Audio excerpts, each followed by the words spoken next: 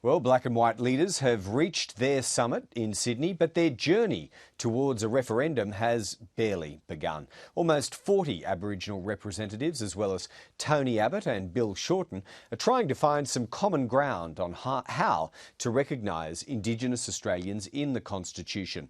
No one's predicting a breakthrough today, but they are hoping to design a process that leads to a question being put to the vote in 2 years' time. It's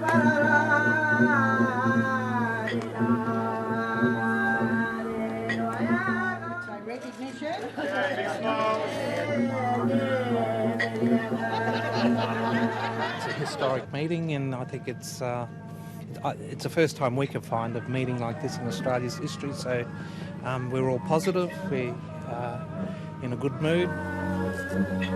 Well overdue.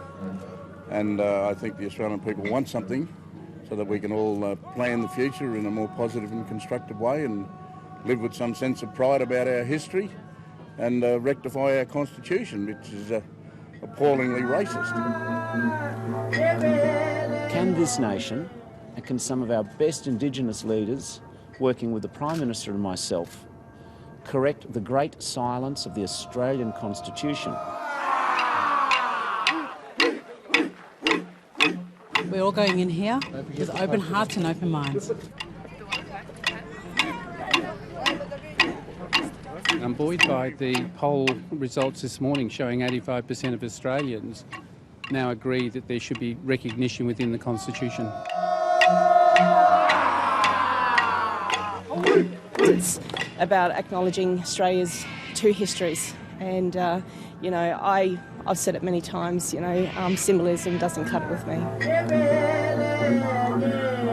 It's the beginning of the hard-nosed end of the conversation now. We've got, I think it was 696 days to go before the preferred date of the referendum. We've got a lot of time to go. This is another important step in the process, but there's still several months before we can consider any final model. Our Constitution is sort of like a nation's birth certificate. But until we include Aboriginal and Torres Strait Islander people on our nation's birth certificate, it's just not complete. So they're the insiders at the summit, but their peaceful talks in the harbourside suburb of Kirribilli may be drowned out for a few moments by some rowdy outsiders. A group of protesters crossed the harbour to rally in Kirribilli against the idea of constitutional recognition. They want a treaty instead, and they got to the gates of today's summit to make that point. No more tricks, we want a treaty. Vote no for recognised. You are sitting at the table with a man whose policies are causing the death of your fellow Aboriginal people. On your hands! And you call yourselves Aboriginal people in solidarity. You try and talk on our behalf. We have had enough. If you want to come and discuss what's going on in Aboriginal affairs, then you need to come to the ground and you need to talk to us. No, we won't go! Mr Abbott, you go!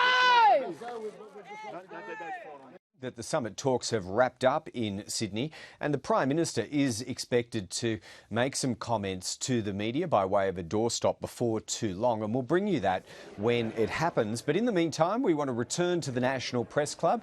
The Agriculture Minister, Barnaby Joyce, has had his opposite number, Joel Fitzgibbon, in the audience, listening to his address that we've just been bringing you, and Joel Fitzgibbon joins us now. Mr Fitzgibbon, let's start with the white paper that Mr Joyce is promoting there. At the very least, do you acknowledge that it probably does no harm and that in the long term there are some prospects for better prices and productivity in the sector because of it?